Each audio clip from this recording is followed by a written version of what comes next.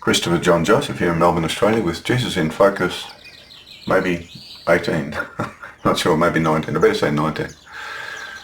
These are just some quick points about Jesus' teachings after 68 years of seeing him as love and non-violence, and seeing therefore the divine source of our real spiritual life on earth, not our physical life, but our spiritual life is coming from a spiritual being of divine love, whose entire mind is love. So Jesus said, if you see me, you see this divine source of our spiritual life. And of course, the terminology used in those days was God. It's still used. I like to use the term divine, loving, spiritual creator because a spiritual being is beyond gender, obviously male nor female. I use the word she often because of the earthly male-female dynamic on the earth. We can see how the male dynamic on earth becomes easily satanic. When you look at all the wars going on, Vladimir Putin's a child of Satan, Hamas, Israeli army, Ukraine army, they're mostly men, males, murdering and killing each other. None of these children, of course, are children of the divine loving spiritual creator, they're children of Satan. So we can't do much about their demented behaviour other than not join in, not support them, protest against them, and bring love and peace in through our spiritual life. So as a Christian, of course, and a follower of people like Buddha as well, who was a pacifist, his teachings were very good. Jesus also, though, went beyond Buddha, and he said we have to reach out and help others who have fallen down. So I'll just quickly go through what I consider some of the main points, although there are many things you could talk about how beautiful his teachings are. This is the Gospels of Jesus Unplugged, Matthew, Mark, Luke, John and Thomas. So it's got the full 5 Gospels in it. Some of the sayings in Thomas are really beautiful, and they should be included in all Judeo-Christian churches. I'm not a Judeo-Christian, by the way. I was born into the Catholic faith, but then by the time I was 17, I was just a follower of Jesus, and that's what I've been my whole life. Anyone who talks about non-violence and love, I'm interested in that spiritual teacher. Jesus is, of course, the one I was given at birth, and he's one of the best I think we've got in the world. So that's the book you can buy online, which has a clearer translation of the Gospels, which I had to do after I realised the Judeo-Christians were not understanding the Gospels very well in the old traditional translations. So that's available. No, there's my email, jcinfocus@gmail.com, if you want to just send me a line. Spirit and earth, that's a little symbol I came up, which summarises Jesus' whole teachings, really, where we have another body, that's the dove on top of the cross, the earth and the spirit. Jesus' spiritual body left him when he died on the cross. As he said, my Father, into your hands I commend my spirit. So his body left, his spiritual body left his physical body behind. That's a nice symbol. So this summarises the Gospel translations, which I had to do. The 5 Gospels of Jesus compiled into one account. His spiritual message was universal and applies to all children. Anyone can become an awakened spiritual child of the divine loving spiritual creator in the heavenly spiritual world while on earth. We just have to be born again into our true identity, our spiritual body and soul mind of love, empowered only by the loving spiritual life force that gives us all true eternal spiritual life. Jesus provides a clear way to follow to achieve this by understanding and practicing his words correctly. Flesh gives birth to flesh, spirit gives birth to spirit. Marvel not that I tell you, you must be born again. From above, he actually says. Earth returns to earth and spirit returns to spirit. So that's the basic structure of the Gospels that I've translated, which it's a universal message. This is the daily prayer I say, which I just try to center myself into my spiritual body to get ready to bring more love into the world if I can, or get ready to leave, whichever it is. As I rest upon this earth, the Holy One will give birth to who I really am, awakening me from clay and sand, a spiritual child of the divine, with only her love that fills my mind. To every creature I will be kind in every single land, for this is truly who I am.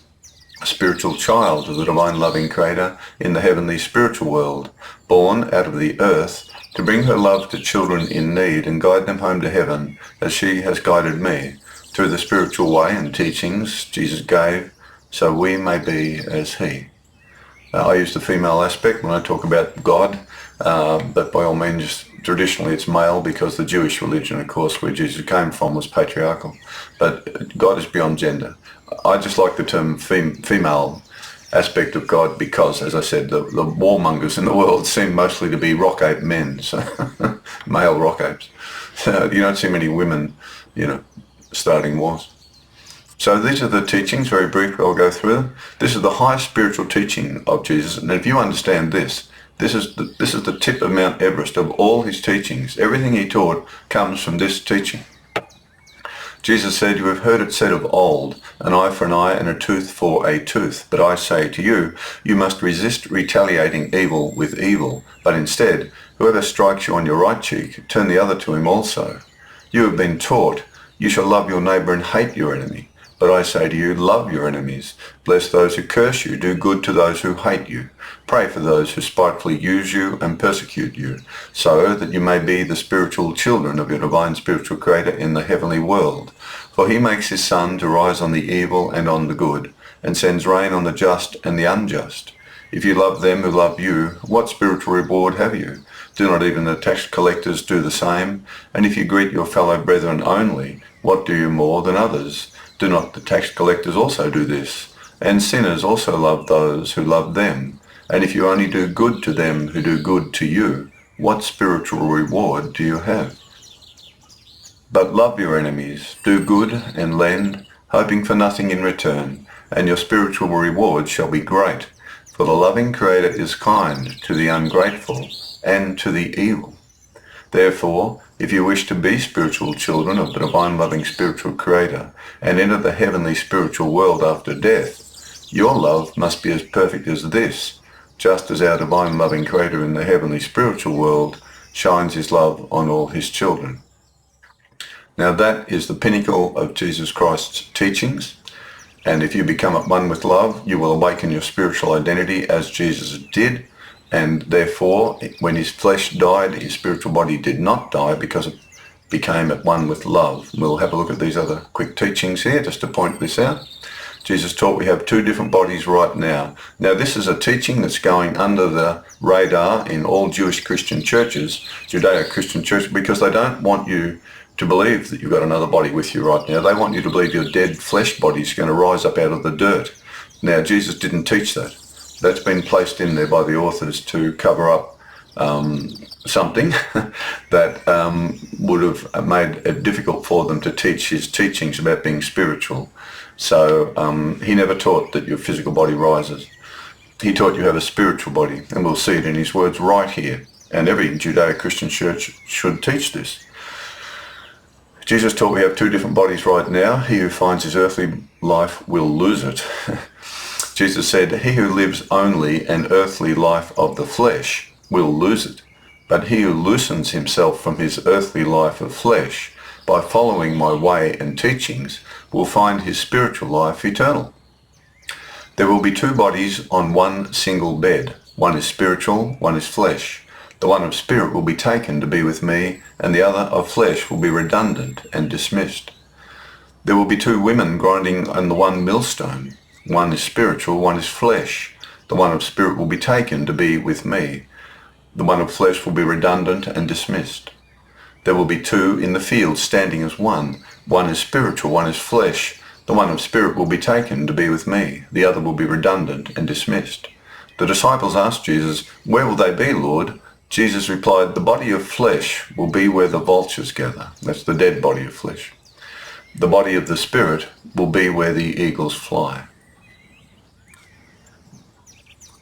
In the Gospel of Thomas, Jesus said, two will rest on a couch. One will die, one will live. Salome said, who are you, sir? Which one of these are you when you climbed on my couch and ate from my table? See, which one of these two are you? There's only one person there on a couch, Jesus. I'm resting on the couch, he says, but there's two. One part of me will die, one of me will live. She's absolutely directing her conversation to just Jesus, who's just on the couch by himself, but he's telling her, I have two bodies. One will live, one will die. He's explaining to her the resurrection of the spiritual body from the flesh. That's what it's doing here very succinctly. Jesus said to her, I am he who exists out of he who is one, and out of the things of my Father I was granted. Salome said, I am your disciple. So she's convinced by him. Jesus said, obviously he was doing more talking than just what's been recorded. Jesus said, for this reason I speak this, when anyone should come to be whole, they will be full of light. When, however, they should come to be divided, they will be full of darkness. This is the big message of Jesus. Only a true spiritual child on earth will be full of light, because a spiritual child on earth can only love. Once you love your own but hate the others, or even protect your own and kill the others, you're divided within yourself. Therefore you're full of darkness, therefore you can't enter heaven. It's that simple. In the Gospel of Thomas, Jesus said, come into spiritual being as you pass away. He's saying quite literally there, as your body dies, move into your spiritual body. But of course we have to be ready. It's no good murdering and killing like all these warmongers are doing and think they're going to go to heaven. Sorry, that's not going to happen. Jesus said, if the flesh has come into being because of the spirit, it is a wonder. However, if spirit came into being because of the flesh, it is a wonder of wonders. But I'm amazed at this, how such great richness of spirit could be placed in such poverty of flesh. Again, he's saying there are two different bodies with you. We only see the physical body because we've got physical eyes. Children who are saintly, who are very spiritual and are woken up to their spiritual identity and their spiritual mind, they may see the spiritual body. I don't know, but I'm not at that level. But he's saying here quite clearly, the flesh doesn't create the spirit and the spirit doesn't create the flesh. They're two completely different entities. One's made out of the earth and one is created by this divine spiritual being of love. Jesus said, a wretched one is he whose body depends on another body, and a wretched one is the soul and spirit, which depends only on these two. If my spiritual life and my spiritual body depends only on my physical body, that's a big problem because my physical body is going to die. So I have to depend on the source of my spiritual life, which is this divine loving being and life force that pours into my spiritual mind and spiritual body right now. If I just open myself up to receive that love, overcome my own faults, sins, etc., in order to be clean on the inside of the cup, as Jesus said. And once that loving life force is flowing into me now on earth, I can give that to my family, my parents, my children, my siblings, my husband, whatever it is, wife, etc., whatever it is that your relationships are, your personal biological relationships. You can give love to them because that is where your love begins, with your wife, with your husband, with your children, with your parents, and then it expands out, brothers and sisters and neighbours, etc. So this is the biological circle in which divine love is initiated, and it's a strong biological love. You know, you protect your own family, you'll die for your own children. But then it has to expand out into this other love, which is spiritual love, and that is where you love your enemy. And that's when you have to become a pacifist, as the Christians all were for the first 300 years. So we can't depend on our body to become spiritual. We've got to depend on the spiritual teachings to awaken us to be spiritual, to understand how to be spiritual.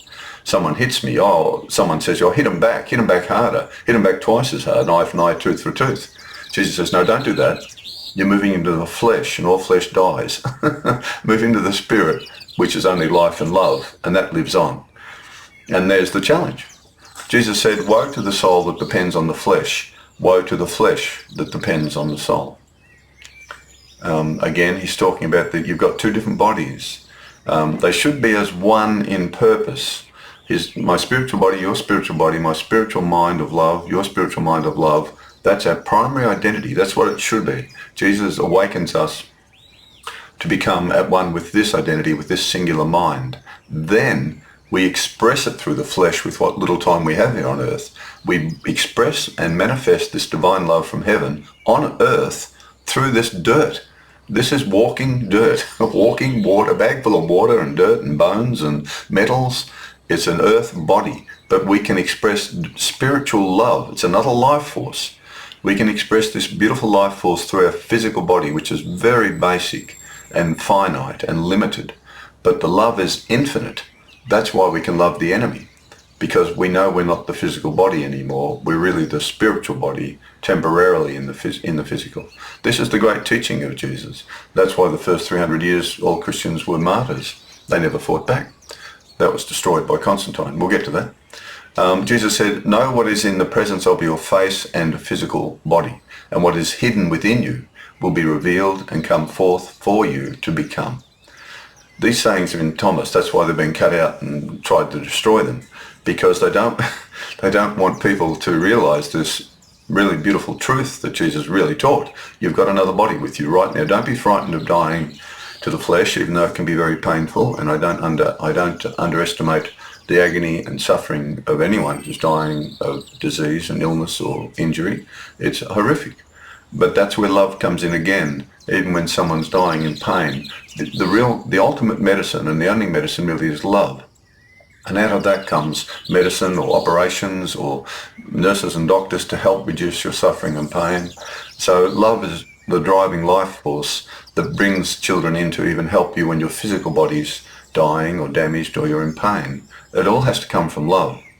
And we can manifest love in that way.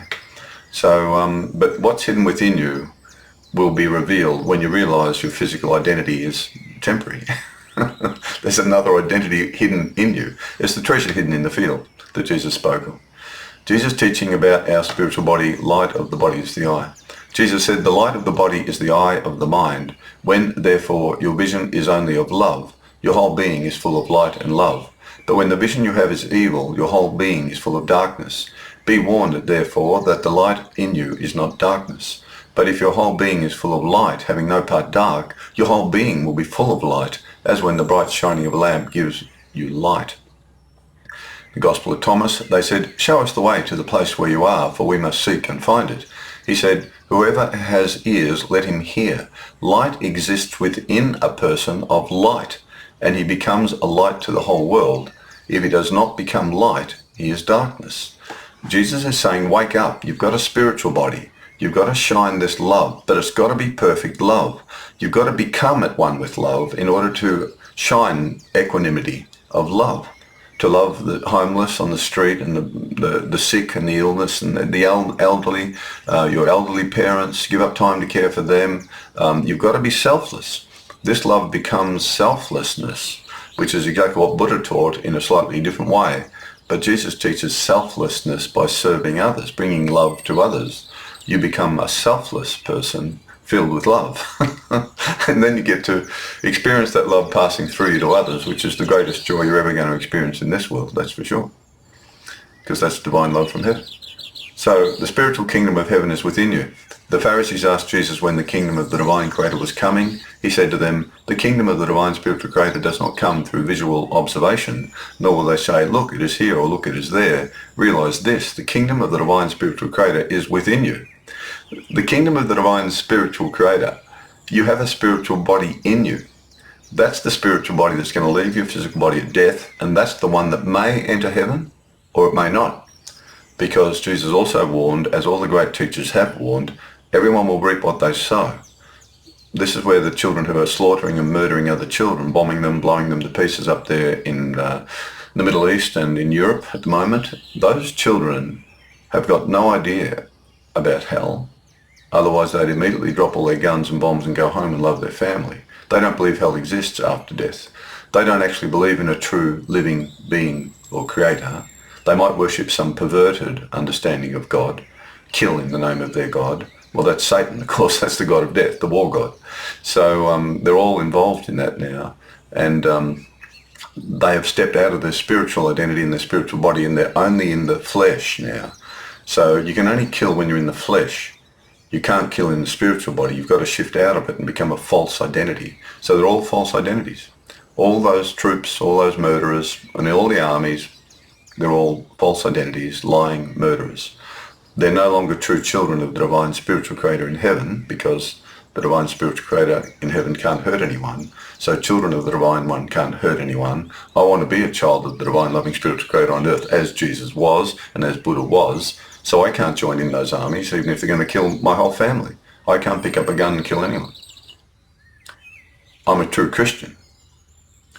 So that's the thing, the kingdom's within you once you realize you have a spiritual body. Gospel of Thomas, his disciples said to him, when will the kingdom of the divine loving creator come? Jesus said, it will not come by looking outwards, They will not say, behold, it is over there or it is over here, but rather the kingdom of the divine loving spiritual creator is spread out upon the earth, but men do not see it. It's just beautiful, this saying in Thomas. If all those murderers who are killing each other in these wars could see through the spiritual eye of their spiritual identity, they would realize they are going into hell. They're creating hell for themselves. They're creating it here for people, for other children. Murdering, slaughtering, crushing to death under buildings. They're already creating hell on earth now. Where do they think they're going to go if they've created hell on earth here? They're going to go to hell. But if they saw things through the spiritual identity within themselves, there would be no war happening anywhere in the world. Men do not see it. This is what Jesus is saying. They don't realize who they even are. They're just beasts of the flesh now. And that's no identity, because all flesh dies, rots and stinks. There's nothing there at the end. Jesus said, if your leaders say to you, look, the kingdom is in the sky, then the birds of the air will get there before you. If they say it is under the sea, then the fish of the sea will be there before you. Rather, the kingdom of the divine loving spiritual creator is inside of you and is outside of you. When you know yourselves, then you will be known, and you will understand that you are spiritual children of the divine loving spiritual creator. But if you do not know your true spiritual identity, you will live in poverty, and it is you who are that poverty. Again, Jesus is saying, the treasure's hidden in the field. This field, my body is a field of dirt. Inside is another body. It's spiritual. It's beautiful, as is yours. It's perfect. It does not die, but it will reap what it sows here. I will reap what I sow here, as you will, and Vladimir Putin will, and all the people in the world will, all children. The only thing we can do is shift into the true spiritual identity. That's the only way to bring peace on earth, is to have an identity that's filled with love and peace. Jesus said, you've got it in you, but you've got to overcome the opposition. The opposition, of course, first of all, it's the physical body.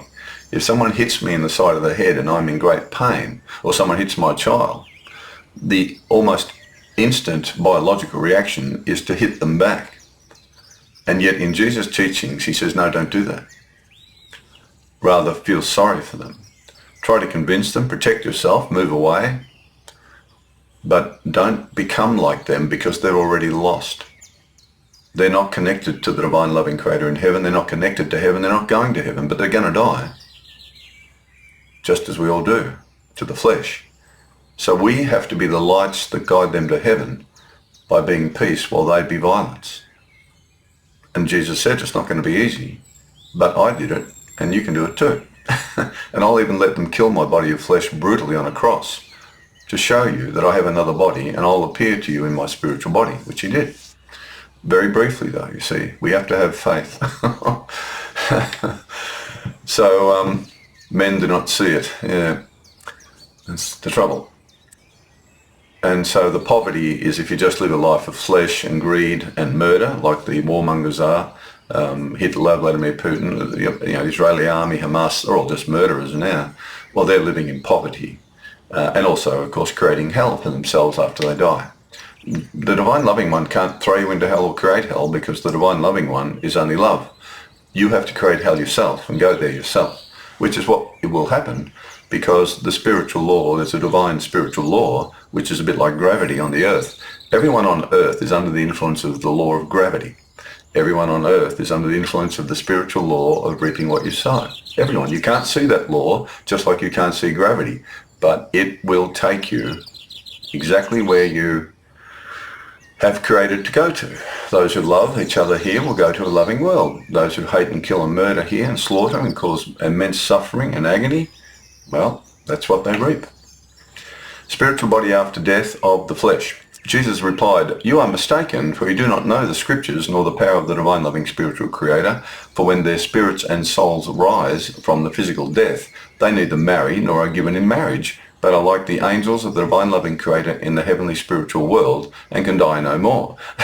So Jesus is saying right here, there's no more marriage, no biological marriage in heaven or anything like that, biological bodies. That's all finished. That's here. That's earthly reproduction stuff. It's not here. That's all biological reproduction. Instead we'll have bodies, well, hopefully we will have bodies like angels. and we won't die anymore because the spiritual body is eternal, the physical is temporary.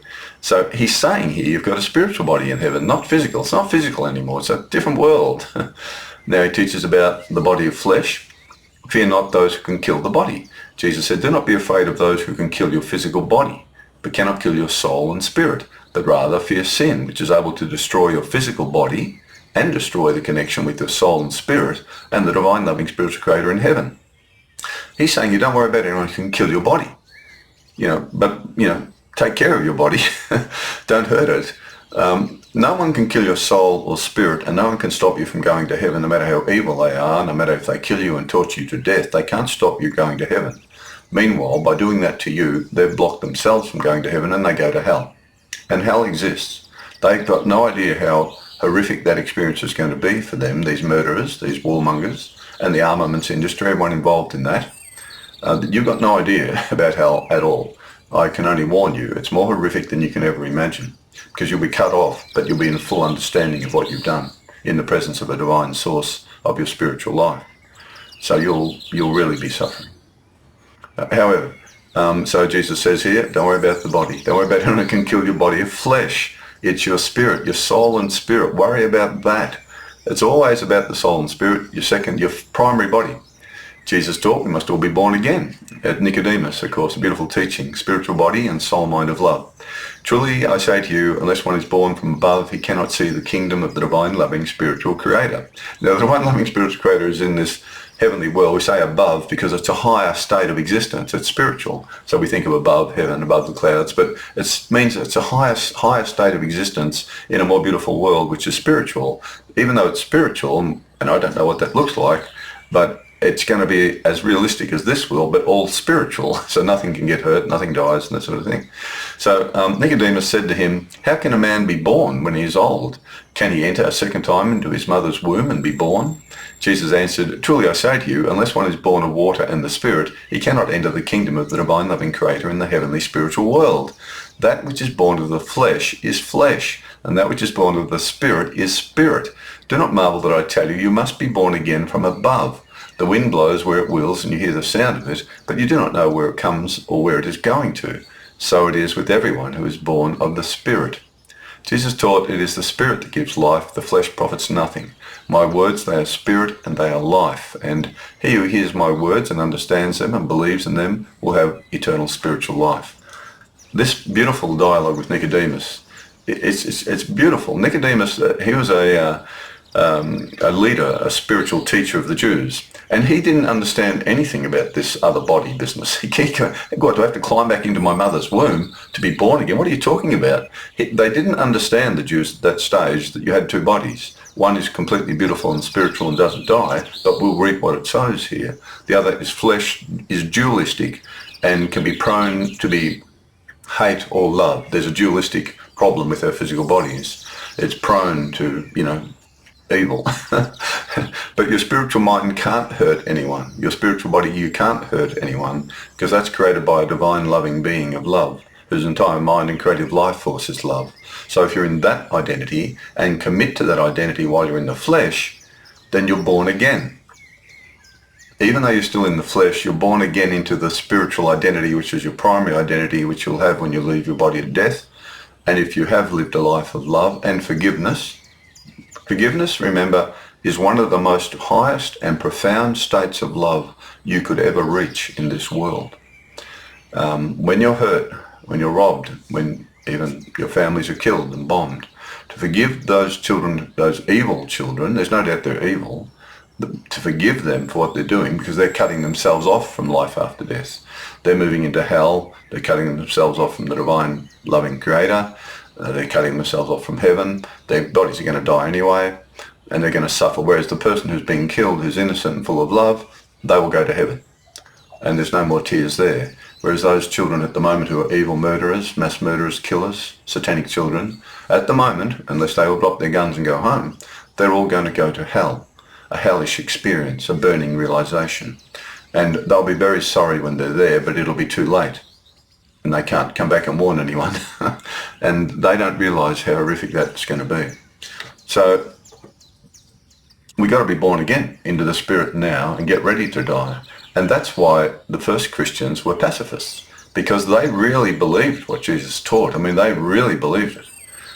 They knew they had another body. They knew there was another world. It was beautiful. There's no suffering there. They really believed it. And up until 312, they were only Christian. It was after Constantine they became Jewish again. We'll see that in a minute. Jesus is in his spiritual body at the tomb. Jesus rose in a spiritual body. The biggest clue left in the Gospels for those who understand his words is this. Mary turned round and saw Jesus at the tomb, but did not recognize him. It's right throughout his appearances to the disciples. They didn't quite recognize him. He was in a spiritual form. It looked like his body of flesh, but it wasn't. Mary turned around and saw Jesus, but did not recognize him. Jesus then said to her, "Woman, why are you weeping? Whom do you seek?"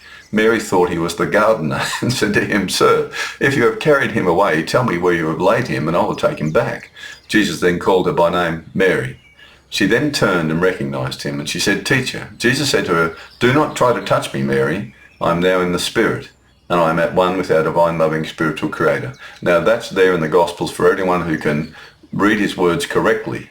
And don't be influenced by the Jewish Christian children who want you to believe his dead body rose from the tomb. It didn't. His spiritual body rose. Mary couldn't have held his spiritual body. She had a body of flesh, arms of flesh and bones and blood. He had a perfect spiritual body with no wounds in it at all. It was a perfect, beautiful spiritual body, which anyone will have who's lived a life of love and then died. They will also have a perfect, beautiful spiritual body like his, because that's what his teachings were all about. You've got another body, move into it, live a life of love, forgive, be generous, don't worship money, etc., etc. Don't start wars and kill other children. So that's a beautiful, that's probably the best example of where it's clearly put in by the authors to really make sure those whose ears are opening, whose eyes are open. Jesus did not rise in the flesh, he rose in the Spirit. And that's correct. Jesus teaches the Samaritan woman at the well. The Samaritan woman asked Jesus, "How is it that you, a Jew, ask for a drink from me, a Samaritan woman?" The Jews hated the Samaritans. The Jews have no dealings with Samaritans. Jesus answered her, "If you knew the gift offered by the divine loving Creator, and who it is who says to you, 'Give me a drink,' you would have asked me, and I would have given you the living water of life."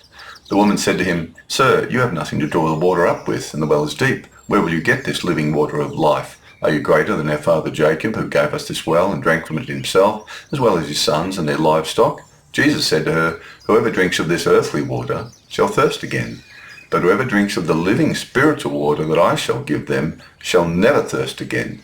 And that water shall become in them a wellspring of living spiritual water, lifting them up into everlasting life. The Divine One is Spirit, and those who love the Divine One must love the Divine One in spirit and in truth." There it is again.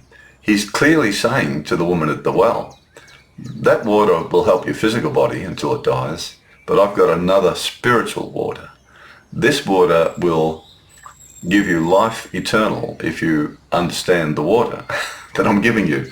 And the way he gives the water to us, not only through living his life, example of his life, not hurting anyone, healing the sick, etc., loving everybody, not only does he demonstrate the spiritual body through his physical body, but he gives us the water, the living water of his words. My words, they are spirit and they are life. That's the living water, his words. It's his words that save you. His words wake you up. His blood on the cross won't save you if you're still asleep, if you're still not full of love.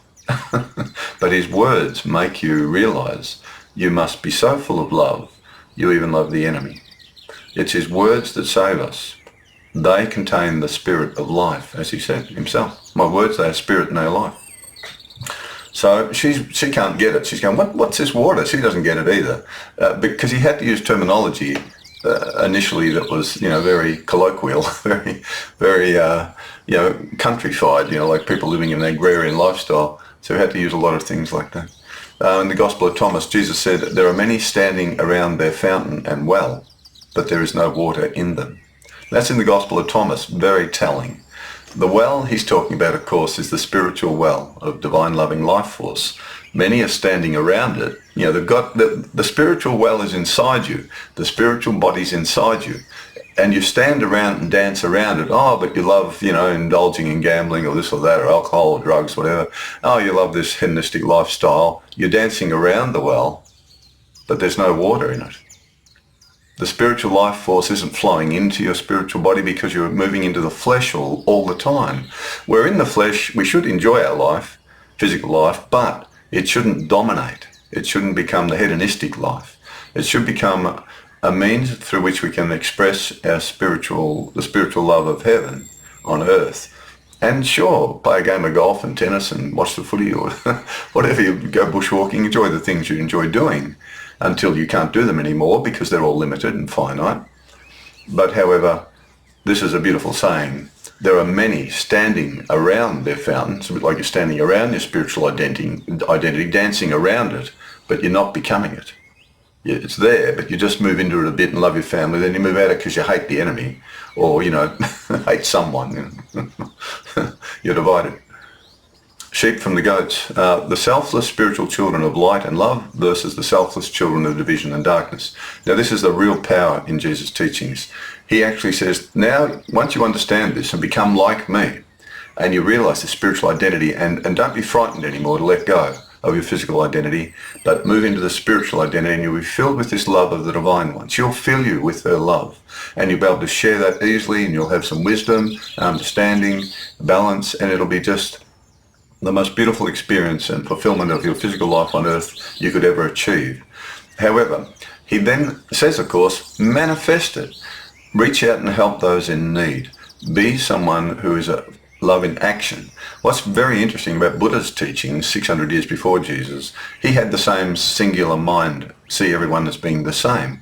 He came from a Hindu tradition of multiple gods, like Jesus came from the two-headed God of the Jews, a multiple God, not a single God. They've never worshipped one God. It's two gods the Jews worship.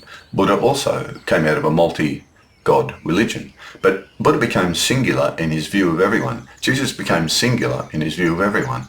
They saw everyone with love. Everything shifts and changes and you become full of light. The Buddhists call it the clear light mind experience. Jesus calls it, your body will be filled with light if your eye is single. So here Jesus gives this incredible dialogue, really beautiful dialogue, one of his most fantastic dialogues about once you wake up to being spiritual and full of love, well, this is what you got to do. Jesus said, children of all nations shall come before the divine loving spiritual creator, and they will be separated like a shepherd divides sheep from the goats. And the divine loving creator will say to the virtuous sheep, come into the heavenly spiritual world prepared for you, for I was hungry and you gave me to eat. I was thirsty and you gave me to drink. I was a stranger and you welcomed me. I was naked and you clothed me. I was sick and you visited me. I was in prison and you came to me. Then the virtuous children will answer the divine loving creator, saying, when did we see you hungry and feed you, or thirsty and give you drink? When did we see you a stranger and take you in, or naked and clothe you? When did we see you sick or in prison and come to you? And the loving creator will answer and say to them, truly I say to you, whenever you did these things to one of the least of my children, you did it to me. Jesus' understanding of the divine is perfect love. What he's done here, of course, is once you realize you've got to clean the inside of the cup, once you move into your true spiritual identity before your flesh dies and you become born again. Born again Christians is a sort of common term, but I don't know if they understand the correct understanding of who God is. Many of these Jewish Christians haven't got a clue. Then the divine loving creator will say to the self-serving goats who were cold-hearted and lacking in the spirit of love, depart from me, for you are not ready to enter the heavenly spiritual world. Travel on with your selfish ways and inner darkness. For when I was hungry, you gave me no food. I was thirsty, you gave me no drink. I was a stranger. You did not take me in naked. You did not clothe me. Sick and in prison, and you did not come and help me. Then they will answer, divine loving creator, when did we see you hungry or thirsty or a stranger or naked or sick or in prison and did not help you? The divine creator will answer them, truly I say to you, whenever you did not do these things to one of the least of my children, you did not do it to me. These will then go and experience a painful awakening, exposing their selfish ways and false condition, which will be like a fire of realization for their souls and spirits, so they may be cleansed. It will last as long as it takes for each soul. While the virtuous and kind ones who lived out of love will be immediately welcomed into the eternal heavenly spiritual world of the divine loving spiritual creator. Peace, joy and love will be all around them and be with them forever. So it's out of this dialogue here, the sheep and the goats. This is where all the Christian charities of the world built on Jesus, the spiritual teacher Jesus, and the divine loving God of Jesus, not the Old Testament two-headed God, not that God. This is the divine loving God of Jesus, and Jesus himself, at one with that love, that inspired so many Christians throughout the centuries to do amazing numbers of charitable works and charities, hospitals, schools. So many wonderful things have come out of Jesus' love, and this particular dialogue of Jesus to reach out and help those who've fallen down. And it's still going on today, and even Jewish Christians follow Jesus to do this. So it's a really wonderful thing. Judeo-Christians, even they still work out of the love of Jesus, and therefore they connect to the true God of love. But unfortunately, most Jewish Christian churches are still teaching the lie that the God of the Bible is the same God all the way through, when in fact the Jews were worshipping a two-headed God, and Jesus only worshipped the God of love. So there is a serious, distortion going on in all the Jewish Christian churches of the world. But children don't follow that so much, who just follow Jesus and love. And they do wonderful, wonderful works. Really wonderful. And so Buddha had this passive love, sitting under a tree, and become this beautiful experience of love, at one with God, you might say. And but when the Dalai Lama was in Melbourne, what was really interesting, I went to his lectures years ago when he was here, and he said, we Buddhists should learn from our Christian brothers and sisters because they go out and help the poor on the streets and have charities and build hospitals and schools. He said this. He said, we Buddhists should learn from our Christian brothers and sisters. And of course he sees Jesus as a great spiritual teacher. The Dalai Lama acknowledges Jesus was a great master, a great spiritual teacher. And it was very interesting that the Dalai Lama understood this. Buddha is passive love, clean your mind out. But he acknowledged that the teachings of Jesus went beyond that and manifested the love, manifested. So he's well aware of the extra beauty and power in the teachings of the spiritual teacher Jesus, as well as Buddha's teachings on cleaning yourself. Jesus' teaching about the God of the Jews is not the divine loving creator of Jesus. New wine in old wine does not mix. Jesus said, whatever you do, don't mix this new understanding of God with the old one, will you? And when you look at the Bible, which is right here, there's the Bible. See, there's two parts. There's the old part, which is the Jewish religion, this big thick bit, that's called the Old Jewish Testament. And guess what? That little thin bit is the New Testament. And look, they stuck it in one wineskin. Look, one Bible. Two wines in one Bible, everyone. Cut your Bible in two. Unchain yourself from the Jewish religion. Jesus said, a man does not put new wine into old wineskins. If he does, the new wine will burst the skins, and the new wine is lost, and the old skins will be destroyed. But new wine must be put into new wineskins. And no man used to drinking old wine desires new wine, for he only knows the old wine and thinks it is good enough. No one tears a piece of cloth from a new garment and sews it onto an old garment. If he does, the patch will not match the old, and it will lift away from it the new from the old, and a worse split or schism is made between the two. All Bibles should be cut in two, the old and the new. He's saying, don't mix this understanding of God that I'm giving you now with the old understanding, because you don't understand who God is to the Jews. And we can see it right here. Jesus said, a person cannot mount two horses or bend two bows, and a servant cannot serve two lords. You can't serve two different gods. That servant would respect one and offend the other. See, if you respect the war god of the Jews, you'll go to war and kill in the name of God, in the name of Jesus, or in the name of, Abraham or something. Well, you're going to offend the loving God who only loves. If you're saying that this killing, murdering God is the God of Jesus, you're offending God, the true God, the true divine loving one. You're not offending the war god. The war god loves you killing other people. That servant would respect one and offend the other. No person drinks aged wine and immediately wants to drink new wine. New wine is not poured into aged wineskins, for the skins may break, and aged wine is not poured into new wineskins, for the wine may spoil. An old patch is not sewn onto a new piece of clothing, for there would be a rip. He's saying, don't try to mix the two-headed God of the Jewish religion in with this divine being of love. You've got to come out of that duality into the singularity, and they put them in the Bible, and it's in one wineskin. Every single Christian church in the world has to cut the Bible in two. If you want to read from the Jewish religion, you can find some loving sayings there, but there's also some really evil war god sayings there because they worship two gods, not one. Jesus only worshipped one, a loving God. You do not know what type of spirit you are. This is where his own disciples didn't know who God was. He was trying to teach them, and they still had trouble. And you can see it quite clearly here. Jesus was determined to go to Jerusalem, and passing through Samaria, he sent disciples into a village of the Samaritans to find accommodation for the night.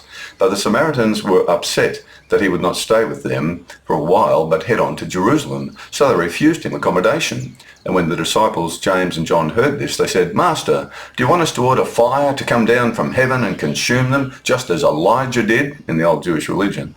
But he turned and strongly rebuked them, saying, "You do not know what sort of spirit you are of or from." They're saying, "Well, we call on this Jewish God of ours, Jesus, our God, this Jewish God." He's saying, "You don't even know who God is. Don't say that. Don't do that. That's the Jewish war god." And he's rebuking them. You do not know what sort of spirit you are of or from. You don't even know God yet. And you're with me. For the child of humanity did not come to destroy men's lives, but to save them. So they went on to another village. This is very telling. His own disciples still didn't understand that the old Jewish war god is not to be worshipped. That's not the true divine presence in your spiritual life. Your spiritual life is only made of love, so you better start worshipping only a God of love right now. If you're involved in armies or navies or air forces or guns or bombs anywhere in the world, get out. Become a child of peace. Become a pacifist now. It's the only way this world's going to be saved now, as always. So Jesus tells the Jews they are worshipping an evil, lying war god of death, along with the one true loving creator. I mean, he's really quite brutal here. And he puts it on the line as to who they're really worshipping. "Why do you not understand the words I teach? Because you are not able to listen to my words and perceive their meaning.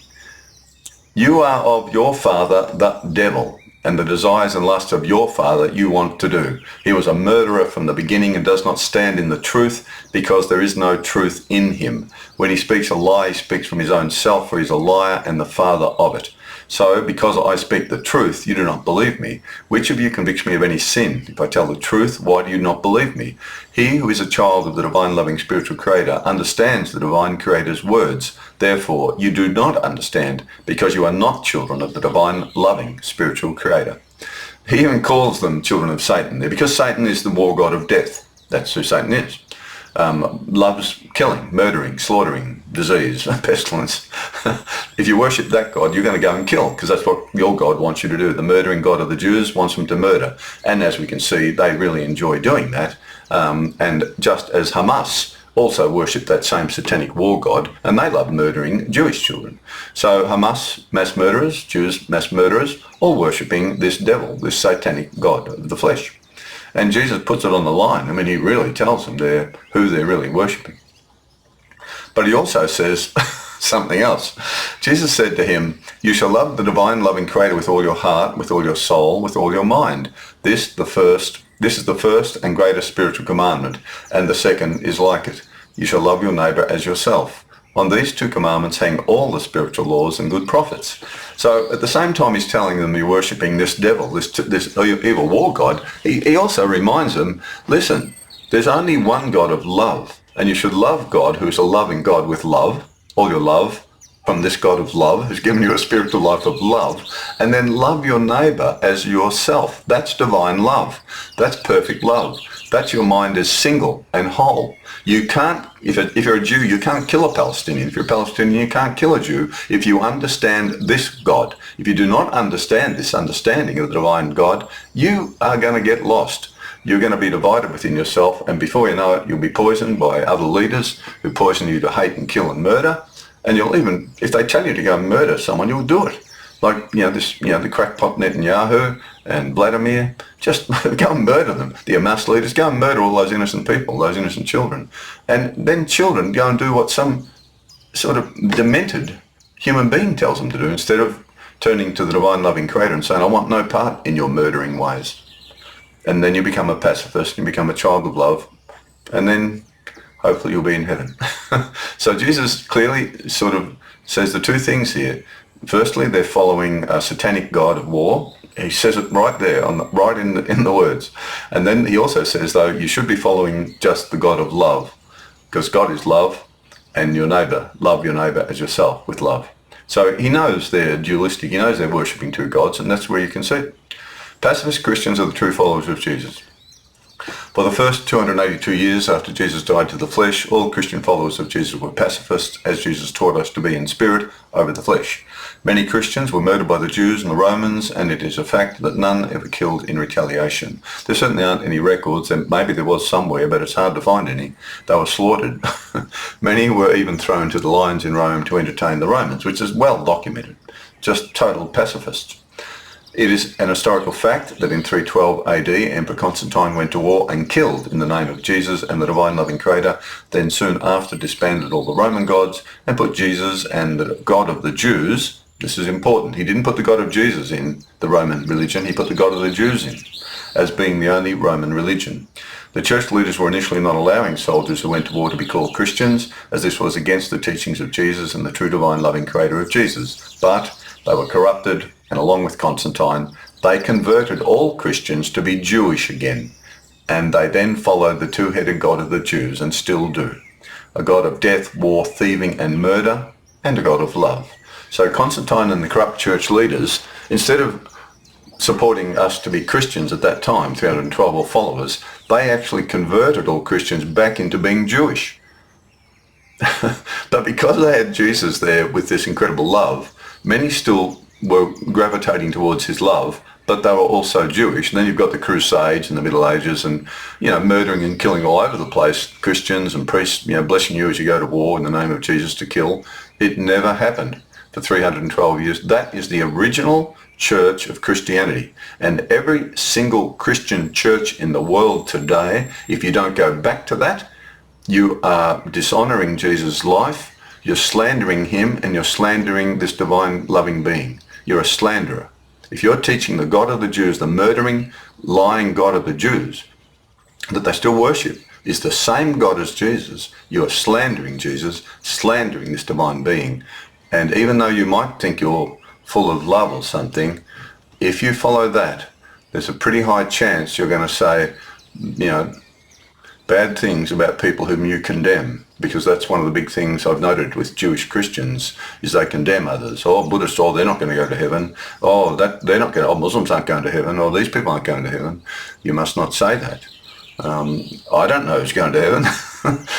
Anyone in any religion or any atheist can be a much more beautiful child than I've ever been, and they deserve to be in heaven.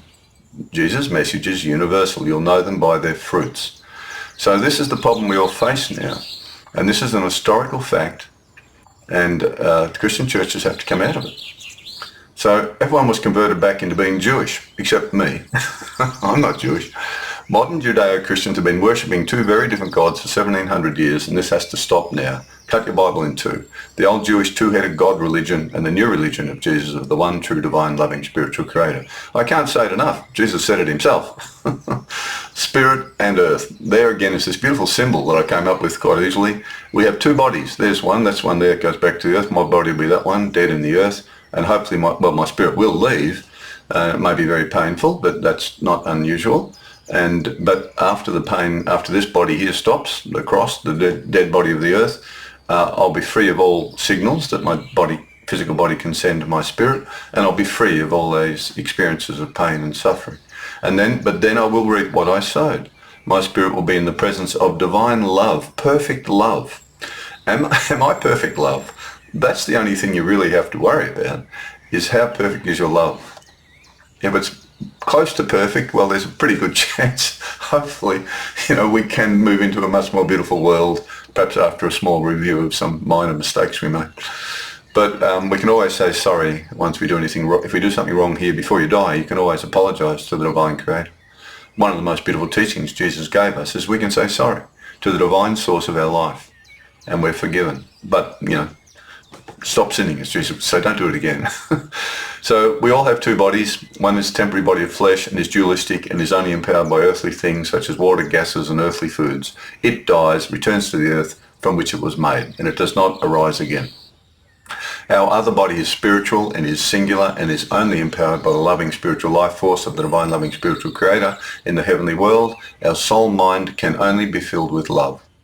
Remember, the earth mind is dualistic. You might fall into hate and love, but you can't. Once you're born again into your spiritual mind or understanding, you can't hate anyone or hurt anyone again. You can hate what people do, in a sense that we condemn the actions of children who've become satanic. We condemn their actions. What you're doing is evil. Stop killing others, or stop hurting yourself, or whatever it may be. Stop, beating up your wife, or stop, robbing.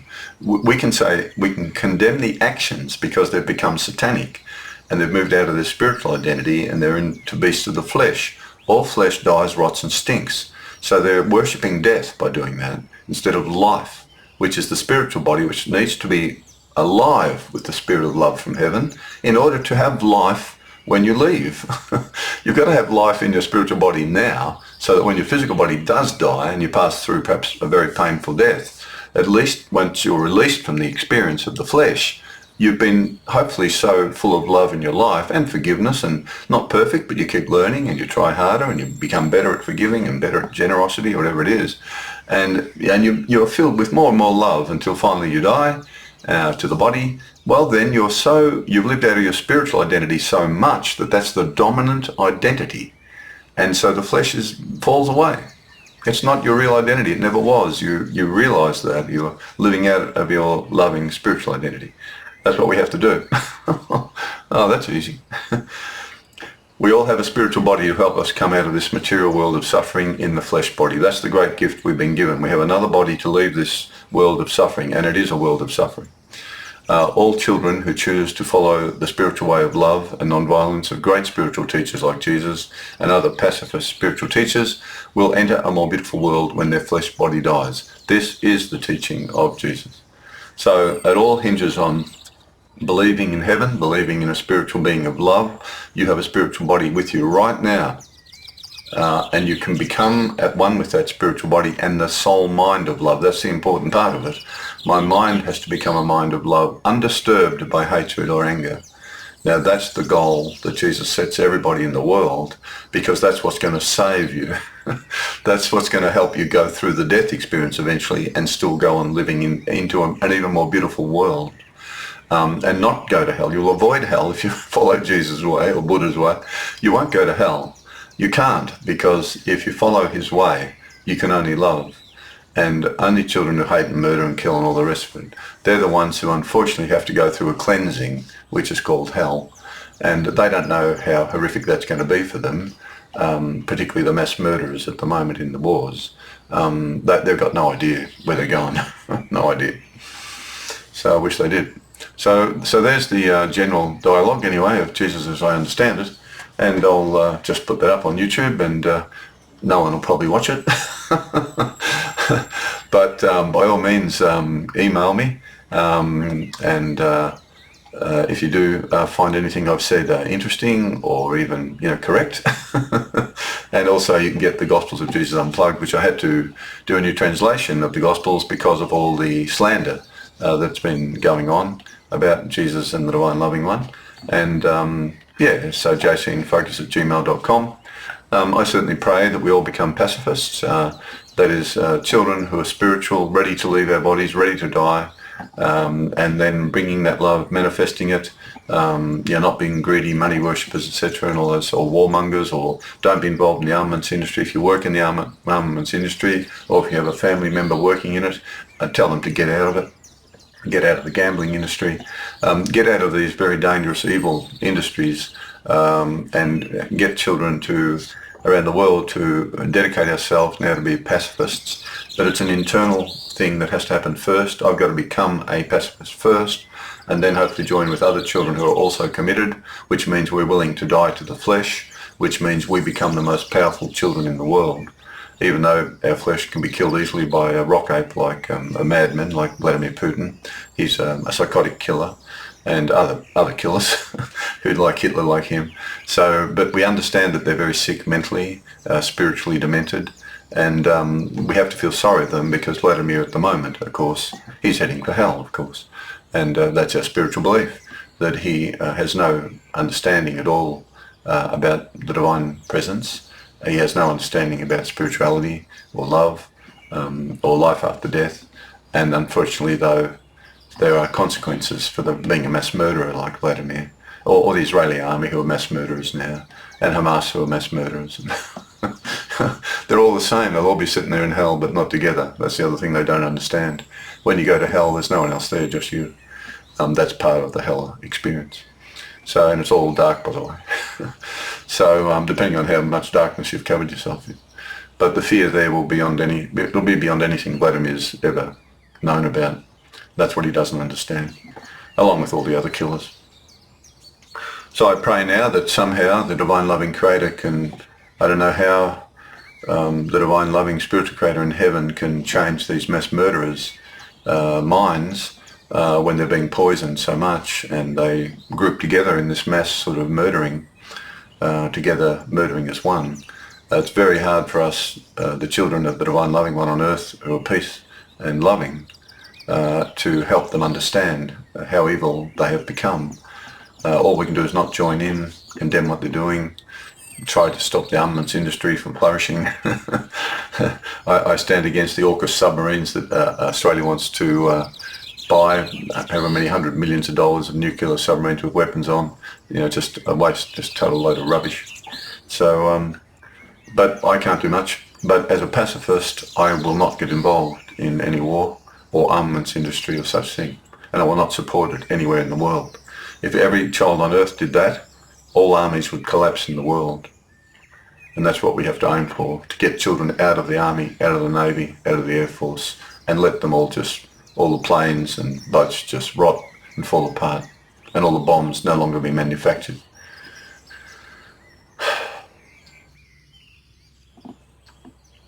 We need a spiritual revolution. I pray at least you maintain a beautiful, pacifist, non-violent life. I'll put this on the... oh, there we go. Yeah, so I pray that you have a beautiful, spiritual, loving life despite physical pains and sufferings that we all have to go through in death. But we must become children of faith and spirit, faith in another world that's more beautiful. The children today I find are very secular. They have no spiritual beliefs much anymore here in Australia. The Christian churches are all emptying and dying, being sold off because of the fact that they're telling children that the Jewish two-headed God is the same God of Jesus. So the churches have to correct that to have any hope of bringing young children into this beautiful awakening within themselves that Jesus himself had, and he wants me to have and you to have and all children to have. But you have to study his words. And because children are so turned off by the Christian churches in Australia, the Jesus and God and all this stuff, the Bible, you know, the Jewish Bible is the same God as our Christian God. It makes no sense whatsoever. It's schizophrenic. So children just go away. They just don't care about it. They don't want to be involved in that. So that has to change. And that's a big problem because they've got all the power at the moment, but they're dwindling. As I say, the Christian churches are all closing down here. Young people don't go. But Jesus' teachings are beautiful, and I'd love to see a real Christian church in Melbourne. There isn't a Christian church in Melbourne, Australia. They're all Jewish Christian churches. So I can't join with them in their beliefs that the God of the Jews is the same God as Jesus, because that's a lie. They're teaching a lie, and I've heard them teach this in their sermons. And it's a great tragedy that they're teaching the Jewish God is the God of Jesus. They should be rabbis and be synagogues instead of Christian churches. I pray all Christians become pacifists and all children become pacifists, but believe in another world and believe in life after death of the body. That world does exist, but it's spiritual and we can't see it. That's where faith comes in. But once you become more focused on love and overcome hatred or forgive those who have hurt you, which we all have to do through life, it'll happen somehow or other, someone will hurt you, and we'll realise the power of love. And you'll realise it's coming from somewhere else. It's not coming out of the spinach you're eating or the carrots. It's coming from another source. That's the heavenly source, which is a beautiful world, but they can see us, and heaven can see everything you do, knows everything you think, and hears everything you say. All they want us to do is try to move into this spiritual identity of love, as difficult as that may be. So I wish you strength. As I have my battles, I'm sure you have yours. May you overcome them. May we all make our way to heaven and bring peace on earth by being peace within ourselves. Amen.